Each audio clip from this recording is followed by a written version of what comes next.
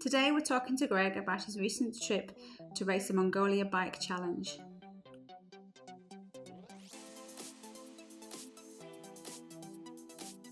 So Greg, tell us about the event. What is it?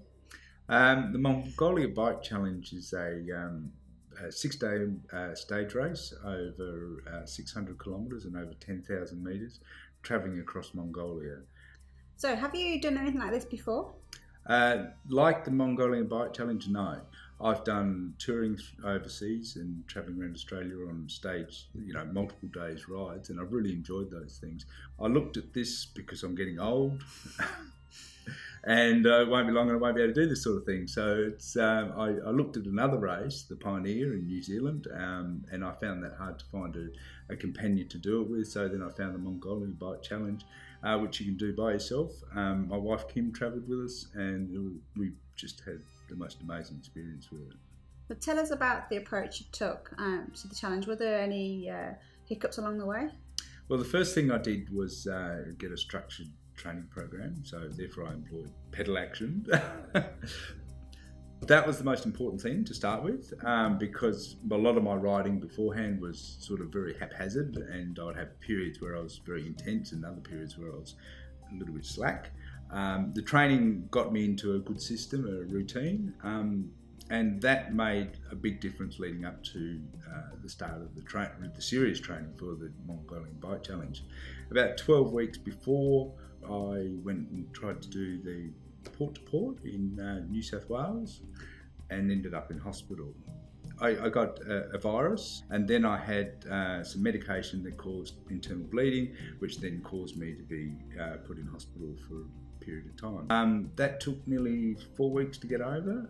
It was touch and go whether I was going to do it, and I'd go and see my doctor, and the doctor would say, "You're a bit of an idiot for doing this." And you said, "Oh," and I said, "Well, I've paid a lot of money, I'm going." And it was good because we had both you and Phil set a good program that was actually, I thought, was a little bit underdone, but it worked very well.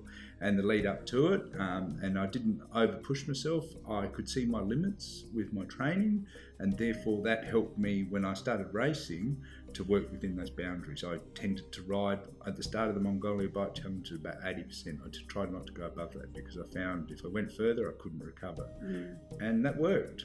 I was quite surprised. So what was it like in Mongolia? How different is it compared to Australia? Mongolia I had no idea what it was going to be like. We arrived there. The population's about 3 million people. It's landlocked between Russia and China. It's got a lot of Russian influence, so you've got a lot of buildings that look like Russia, but a lot of they're Mongolian, so they look a little bit Chinese. The city of Ulaanbaatar is 1.3 million people. It's a big city, but it's a really messy city. But it's not, I would call it second world, not third world. But as soon as you get out of the city, you're in countryside. And there's no fences, there's no real roads. You just go cross country, and it's such a cool place to be. So what was the racing actually like? Really hard. The racing was really hard. It started generally with a hill, and that split the crowd up very, very quickly. My weakness was climbing, and a lot of these people were really good. The leaders were riding at about 25 to 27 kilometres an hour in the race, and I was averaging up to 17, 18 kilometres an hour. So that sort of shows the difference in what they were. The professional elite riders were riding a proper race, and the winner, Ryan Standish from Australia, he rides the Pro Tour in America, he rides the CX Tour and also the Marathon Tour, so he's a very experienced rider, and he won it. Did you have any low points or the worst bits of the race? The low points were, I had numerous low points. Probably the worst was after riding 3 days of 120 kilometres, you wake up and you've got to ride 130 kilometres the following day. And you get up, and the first hour is really hard, and you sort of go, am I going to make it? and then you get going. And that day turned out to be my best day because I followed Carolyn, who was the leader of the women's section, and I followed her through for about 30 kilometres. She dropped me about 20, and it was just a gradual climb for 30 k's. And I got to the top of the hill, and then I met up with a couple of lot stronger riders than myself, and I thought, well, I'll just hang on with them, try and ride with them as long as I could. And then I looked behind and I dropped them, and so I ended up riding 110 kilometres by myself, 5.5 hours, and finished the race at 27th place, which was a really cool experience. So from being the worst start of the day, waking up thinking, oh, I'm not going to be able to do this, to having the best day of my race. Yeah. So it was great, and that left nothing left in the tank for the following day for the time trial. So were there any more high points on the race? Finishing the race was awesome. We had, the last day was 88 kilometres and probably 1,400 metres of climbing, so it was still a tough day.